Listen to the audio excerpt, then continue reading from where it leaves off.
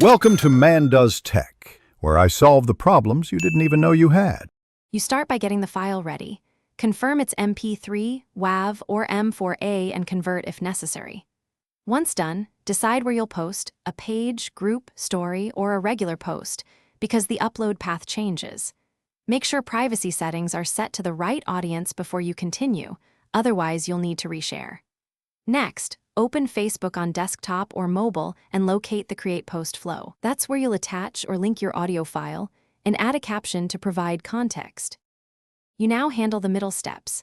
On desktop, click Create Post, then add files to upload the audio directly or paste a hosted link to embed a player. On mobile, open the Composer and use Photo/Video Attach. Some apps accept audio files directly, while others require hosting. If Facebook won't play the file, host it on SoundCloud or Google Drive and paste the share link. Make sure sharing permissions allow anyone with the link to listen. Add a descriptive caption and relevant tags before posting. You finish by checking the preview and audience settings, then click Post or schedule it for a better time. If playback fails after posting, re-encode the file to MP3 at 128 to 320 kbps and upload again, because incompatible codecs are a common issue.